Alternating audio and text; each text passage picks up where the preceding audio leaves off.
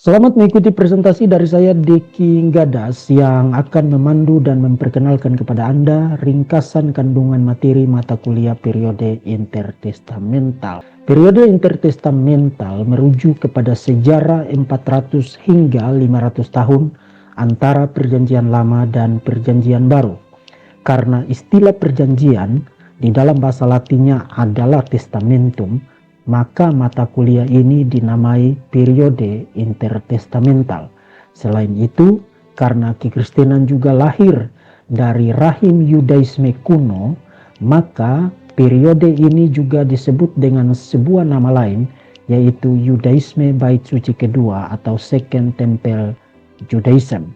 Selanjutnya saya akan membahas 3 topik utama yang akan di-cover di dalam mata kuliah ini, yaitu sejarah politik, sejarah keagamaan, dan literatur-literatur yang ditulis pada periode ini. Kita mulai dari yang pertama, yaitu sejarah politik.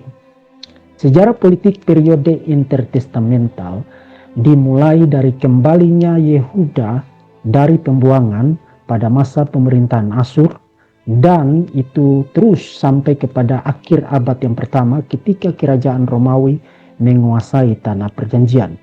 Dalam ringkasan yang bisa Anda lihat di screen sekarang, pada periode itu ada sejumlah kerajaan raksasa yang silih berganti menguasai dan menjajah tanah perjanjian, mulai dari Babel dan Asyur, kemudian Media Persia, kerajaan Yunani, dan kerajaan Romawi. Di dalam Daniel pasal yang ke-7, Tuhan memberikan visi apokaliptik kepada Daniel dalam bentuk 4 binatang buas yang secara metaforik melambangkan 4 kerajaan raksasa yang menjajah tanah perjanjian sampai dengan kelahiran Tuhan Yesus pada abad pertama Masehi.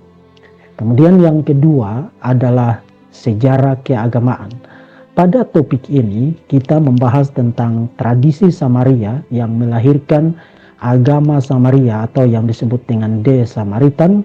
Kemudian membahas juga tentang agama Yahudi yang di dalamnya ada 3 sekte utama, yaitu komunitas Qumran atau yang disebut dengan kelompok Esseni, kemudian orang-orang Farisi dan orang-orang Saduki.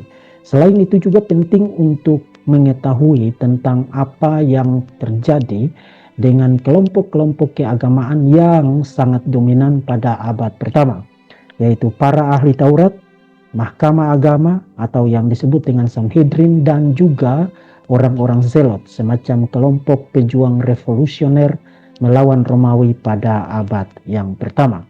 Dan yang terakhir kita membahas tentang korpus-korpus literatur, baik dari tradisi Samaria yaitu Pentateuch Samaria atau yang disebut dengan The Samaritan Pentateuch. Kemudian dari tradisi Yahudi ada Dead Sea Scrolls, Septuaginta, Apokrifa, Pseudepigrapha, Philo Judaeus atau Philo of Alexandria, Flavius Josephus, dan Targumim. Akhirnya kita tiba pada pertanyaan yang sangat penting mengakhiri ringkasan materi ini, yaitu mengapa harus belajar sejarah periode intertestamental. Karena keringkasan waktu, jadi saya menyebutkan satu saja alasan yang sangat penting. Dan alasan penting itu adalah bahwa periode intertestamental menyediakan konteks ensiklopedik bagi perjanjian baru. Seringkali perjanjian baru menyebutkan begitu saja nama tokoh-tokoh politik seperti Herodes Agung, Herodes Arkelaus, atau kelompok-kelompok keagamaan seperti para ahli Taurat atau mahkamah agama atau Sanhedrin, atau sekte-sekte keagamaan seperti orang-orang Farisi dan orang-orang Zelot. Semua itu sekadar disebutkan, tapi siapa mereka, asal-usulnya dari mana, apa yang mereka percayai, seluas apa, dan sepenting apa pengaruh mereka dalam masyarakat pada abad pertama, dan bagaimana aspirasi-aspirasi mesianik mereka, semua itu bisa dikatakan tidak dijelaskan, atau kalaupun dijelaskan itu hanya dijelaskan secara ringkas. Dengan kata lain, bagi kita sekalian yang ingin memahami perjanjian baru secara jauh lebih akurat dan mendalam, mempelajari periode intertestamental bukan hanya penting, melainkan juga harus. Terima kasih.